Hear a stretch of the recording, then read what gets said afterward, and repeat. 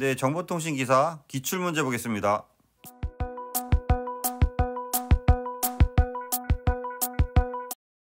좀 더 많은 자료를 원하시는 분은 보시는 카페에 오시면 체계적으로 자료가 정리되어 있습니다. 네, 시작하겠습니다. 네, 이번 시간에는 통신이론 CSMA CA와 CSMA CD를 보겠습니다. CSMA CMA 콜리전 어보이던스는 주로 이제 무선에서 쓰는 거고요. CSMA CD는 주로 유선에서 쓰는 거죠.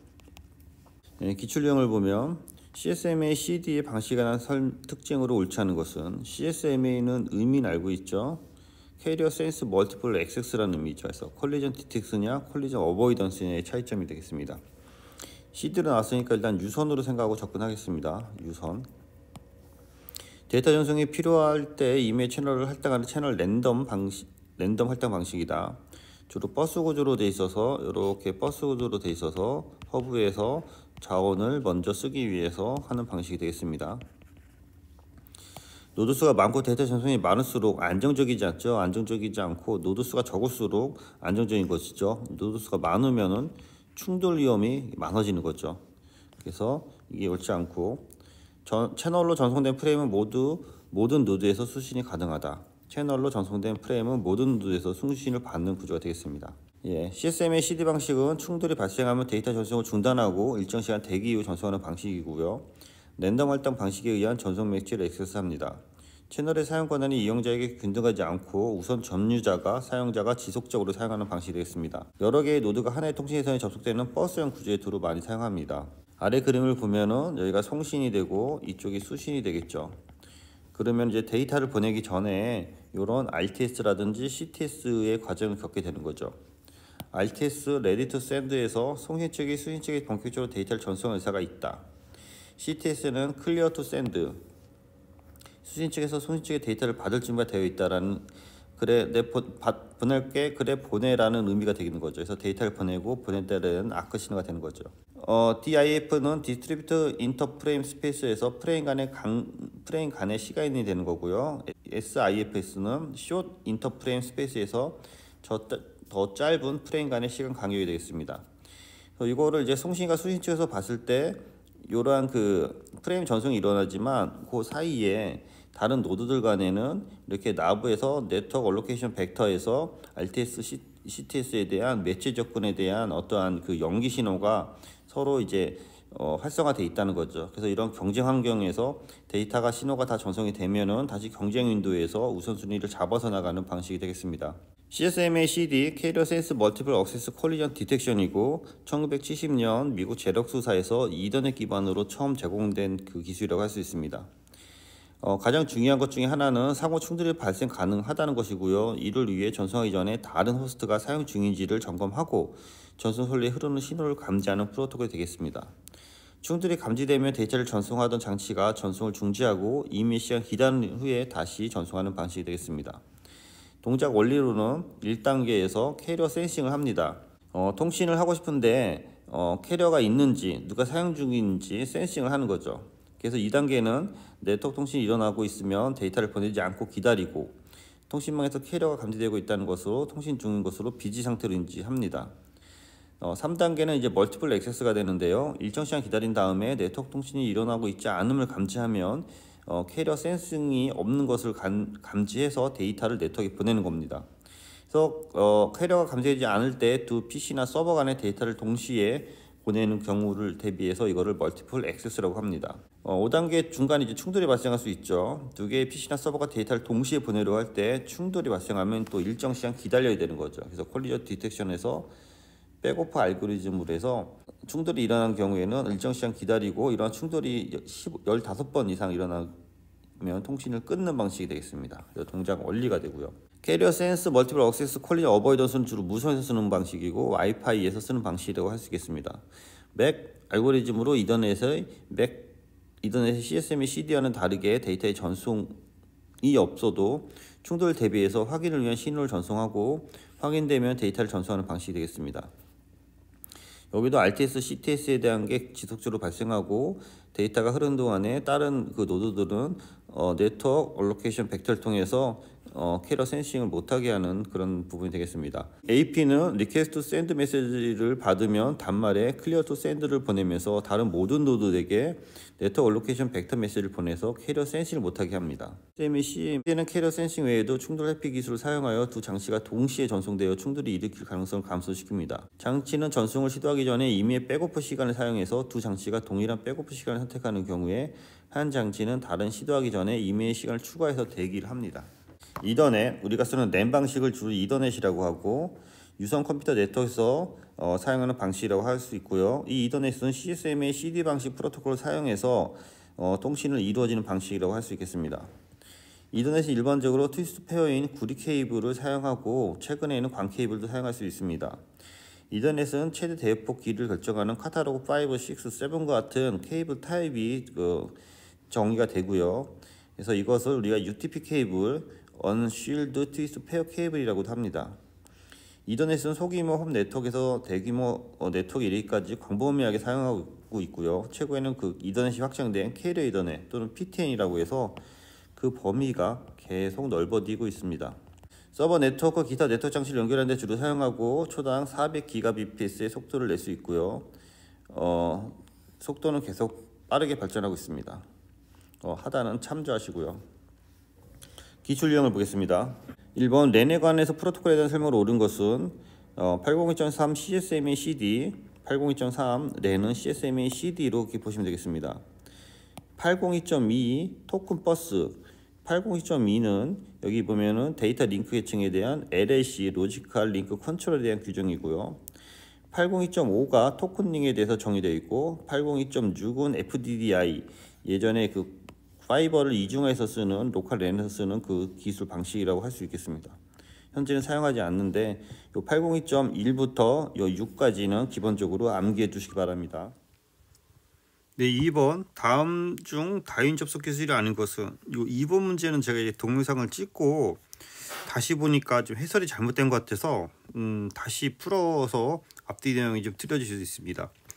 요거는 크게 이제 CSMA CD인데요. 이게 보시면은 토크닝이나 폴링, 라운드 누비는 일정한 규칙을 가지고 차례를 기다리는 방식이죠.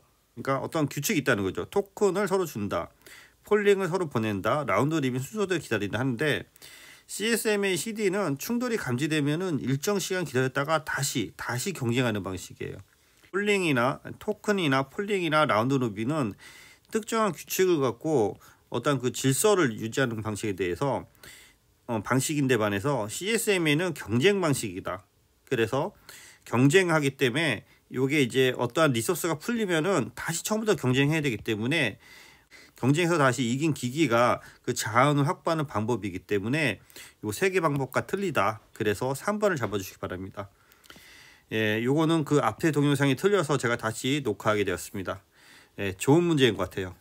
3번 이더넷에서 사용되는 매치 접근 프로토콜은 당연히 CSMA CD 방식이 되는 거죠. 4번 IEEE 802.3 프로토콜에 사용되는 해당하는 것은 당연히 CSMA CD 방식이 되는 거죠.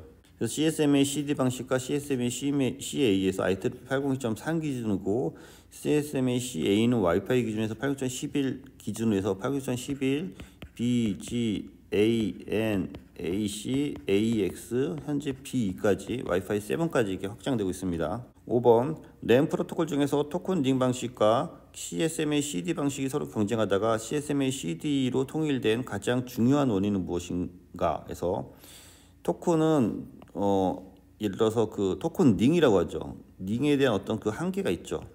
근데 CSMA CD는 주로 버스 방식에서 확장이 용이한 거죠. 링 방식보다. 그래서 확장성이 좋기 때문에 CSMA CD 방식으로 해서 발전하고 있다라는 식으로 이해하면 되겠습니다. 6번 CSMA CD 방식에 대한 설명을 틀린 것은 주로 버스 토폴로지 사용하고 제력소에서 개발됐고 예전에 동축 케이블을 사용했고 최근에는 UTP 케이블을 많이 사용하는 거고요. 단말 기간에 당연히 신호 충돌이 발생하죠. 그래서 요 3, 4번이 헷갈렸을 것 같아요. 요 과거 기술의 기반이기 때문에 충돌은 발생한다. 그래서 이게 확실히 답이 되는 거고요. 7번 CSMA CD 방식에 대한 설명으로 맞지 않은 것은 충돌이 발생하면 데이터 전송을 중단하고 일정 시간 대기한 후 재전송한다. 2번 랜덤 방식에 의한 전송 매치 액세스 방식이다. 3번 채널의 사용 권한이 이용자들에게 균등하게 분배되는 방식이다. 균등하게 분배된다기보다 어느 정도 기다렸다 사용하는 방식이 되겠죠. 4번 여러 개의 노드가 하나의 통신 채널에 접속하는 버스형의 주로 사용된다. 맞고요. 이거는 사용자가 끝나면은 다음 사용자가 사용하는 방식이라고 할 수 있겠습니다. 그래서 주로 이제 균등하지 않다라는 거고요. 먼저 점유한 사용자가 데이터 통신이 끝난 다음에 다음 사용자가 통신할 수 있기 때문에 일정 시간 기다리다가 네트워크의 휴지 타임을 감지하면 데이터를 보내는 방식이 되겠습니다. 8번 CSMA CD 방식에 대한 설명을 틀린 것은 노드 수가 많고 각 노드에서 전송한 데이터 양이 많을수록 효율성이 감소하는 거죠. 데이터의 전송이 필요할 때 이메일 채널을 할당하는 랜덤 방식이고 통신 지역 기능이 단순하고 적은 비트 비용으로 네트워크할 수 있고 채널에 전송된 프레임을 모두 노드에서 수신할 수 있다. 그래서 정답이 1번이 되겠습니다. 상식적으로 풀면 되겠습니다. 9번 스위처 허브에 대한 설명으로 올바른 것은 전통적인 케이블 방식은 CSMA CD의 허브 장비로 대체된다. 맞는 거죠. 이게 스위처 허브에 대한 CSMA CD는 이더넷의 기반으로 사용돼서 이게 허브로 발전한 거죠. 허브가 나중에 이제 스위칭 허브로 발전한 거죠. 이미 호스트에서 전송한 프레임은 허브에서 수신하며 허브는 목적지로 지정된 호스트에만 허브는 목적지로만 보내는 게 아니고 모두 보내기 때문에 브로드캐스트 방식이라고 할 수 있죠. 허브는 외형적으로 스타형 구조를 갖고 버스형 구조를 하는 거죠. 내부 동작 역시 스타형, 버스형이죠. 스위치 허브의 성능 문제를 개선하여 허브를 발전했다. 허브를 개선해서 스위칭 허브를 발전한 거죠. 반대로 쓴 겁니다. 그래서 정답이 1번. 10번 다음 중 백베이스 T 방식에 사용되는 매치 접속 방식은 백베이스 T, T는 트위스트라는 거죠. 그래서 이거는 CSMA CD 쉽게 잡을 수 있고요. 11번 랜의 접근 방식에 대한 가운데 무엇에 대한 설명인가? 제록스에서 이더넷 처음 개발한 후 대기 공통으로 발표했다. 채널을 사용하기 전에 사용자가 해당 채널을 사용하지 않는지 점검하고 채널 상태를 확인하고 패킷 충돌을 피하는 방식이다.